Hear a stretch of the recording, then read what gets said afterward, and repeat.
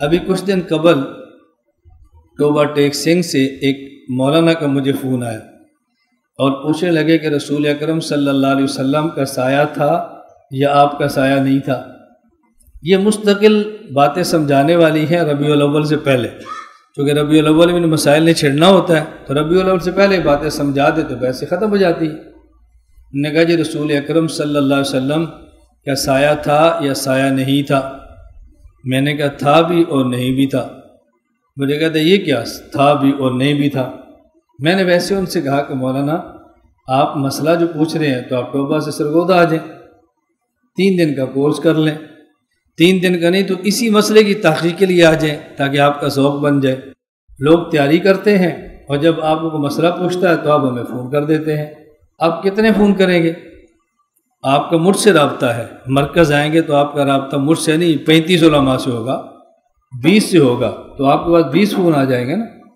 خیر یہ بات آپ بھی اچھی طرح سمجھ لیں کہ رسول اکرم صلی اللہ علیہ وسلم کے سائے مبارک کے بارے میں روایات 2 قسم کی ہیں۔ بعض روایات سے ثابت ہوتا ہے کہ آپ کا سایہ تھا اور بعض روایات سے ثابت ہوتا ہے کہ آپ کا سایہ نہیں تھا۔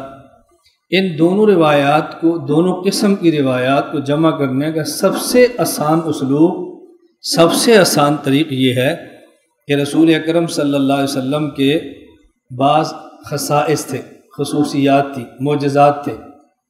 نبی پاک صلی اللہ علیہ وسلم کا جن روایات میں سایہ نہیں تھا، اس کا معنی یہ ہے کہ آپ کا معجزہ تھا کہ آپ کا سایہ نہیں تھا، اور جن روایات میں کہ آپ کا سایہ تھا، اب وہ سایہ کب ہوتا؟ جب آپ باہر نکلتے، آپ کے اوپر سورج پڑتا، تو جب آپ باہر نکلتے سورج نکلتا تو آپ بغیر لباس کے نہیں ہوتے، آپ نے لباس پہنا ہوتا تھا۔ تو جب سورج آپ کے جسم اطہر پہ پڑتا، آپ کے جسم اطہر کے درمیان کپڑے حائل ہوتے، اور کپڑوں کا تو سایہ تھا۔ اس لیے جن روایات میں کہ سایہ نہیں تھا، اس کا معنی کہ آپ کا معجزہ تھا، اور جن روایات میں تھا کہ آپ کا سایہ تھا، اس کا معنی یہ تھا کہ آپ جس اطہر پر جو کپڑے تھے اس کی وجہ سے سایہ بھی تھا۔